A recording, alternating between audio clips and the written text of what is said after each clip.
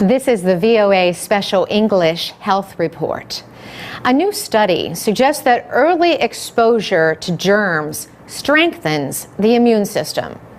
That means letting children get a little dirty might be good for their health later in life.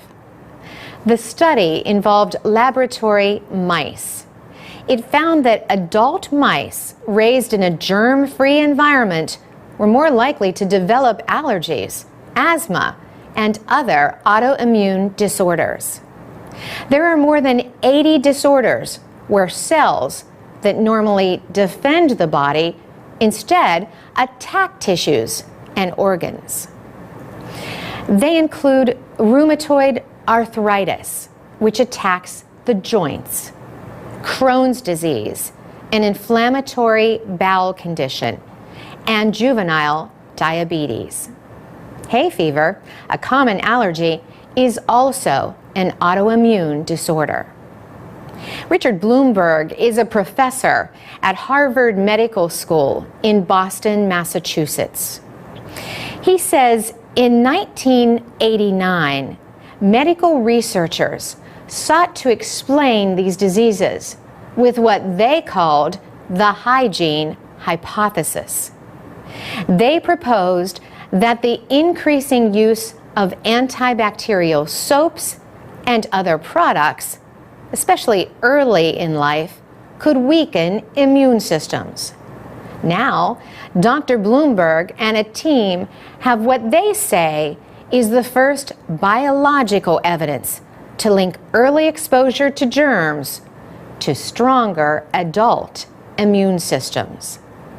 They say this exposure could prevent the development of some autoimmune diseases. In the adult germ-free mice, they found that inflammation in the lungs and colon was caused by so-called killer T cells. These normally fight infection, but they became overactive and targeted healthy tissue, an autoimmune condition seen in asthma, and a disease called ulcerative colitis. Dr. Bloomberg says the mice raised in a normal environment did not have the same reaction. He says their immune systems had been educated by early exposure to germs. Rates of autoimmune disorders are rising worldwide, but mostly in wealthier, industrialized countries. Mr. Bloomberg says one obvious question is whether doctors should be more careful to limit antibiotic use early in life. Rob Dunn is a professor of ecology and evolutionary biology at North Carolina State University in Raleigh. He says the new study does not mean people should stop washing. In his words, wash your hands, but don't do it with antimicrobial soap. Let your kids play in a reasonable amount of dirt and get outside and get exposed to a diversity of things. The study appears in the journal Science. For VOA Special English, I'm Carolyn Presutti. This is the VOA Special English Health Report. Automatic faucets use an electronic sensor to start and stop the flow of water when people wash their hands. These faucets save a lot of water, which is one reason they are found in busy public bathrooms. Another reason is because of concerns about the spread of infection by people touching the handles on traditional faucets. Hospitals started using automatic faucets about 10 years ago, but a new study at one hospital finds that these devices may not always be worth the savings in water use. Researchers took apart 20 automatic faucets at Johns Hopkins Hospital in Baltimore, Maryland. They found that half contained Legionella bacteria, compared to 15% of manual faucets. Healthy people rarely get sick from the bacteria, so the study should not concern most users of automatic faucets in public bathrooms. But Legionella bacteria can cause a form of pneumonia in people with weakened immune systems.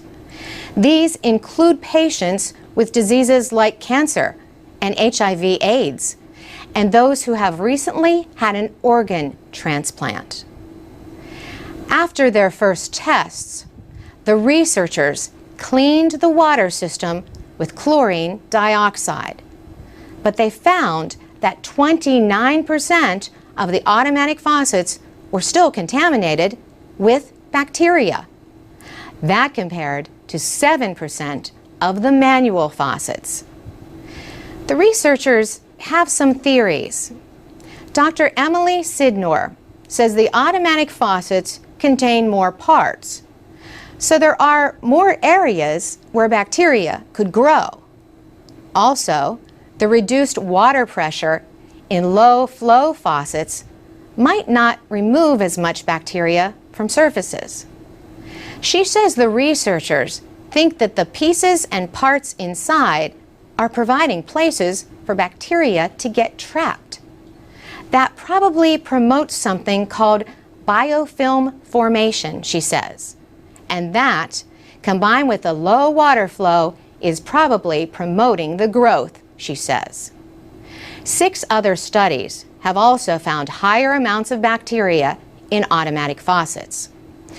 The latest study was presented in April at a meeting of the Society for Healthcare Epidemiology in Dallas, Texas.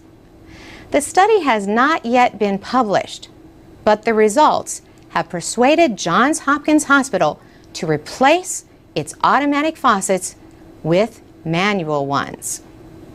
The Chicago Faucet Company supplies the hospital with automatic and manual faucets. Patrick Kimmerer is the Senior Vice President of Sales. He says the 110-year-old company has been a long-term supplier for a lot of healthcare facilities in the United States. He said he had not seen the full study, but we're more than interested to find out what those findings would be.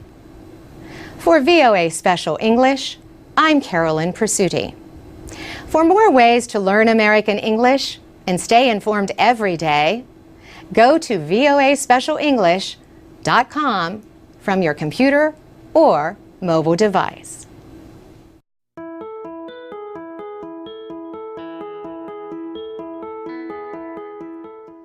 From VOA Learning English, this is the Health Report. You wake up early one morning to prepare a meal to take to work, and then you forget it. Has this ever happened to you? Researchers say they now have proof that self-reported minor memory loss sometimes led to greater mental decline 6 years later. They reported the findings at a recent conference organized by the Alzheimer's Association. Rebecca Amarillo is a neuropsychologist at Brigham and Women's Hospital in Boston, Massachusetts. She found that individuals who worried about their memory were more likely to suffer a loss of mental ability. Her research showed such persons were likely to have a protein called beta amyloid in the brain. Beta amyloid is suspected of being at least partly involved in Alzheimer's disease. Evidence that the disease develops for an unknown period of time before doctors recognize it is leading to a new area of study. It is called subjective cognitive decline. It involves people who sense that their memory and thinking skills are failing before others realize it. experts want to inform the public that most people who worry about their mental decline do not develop dementia.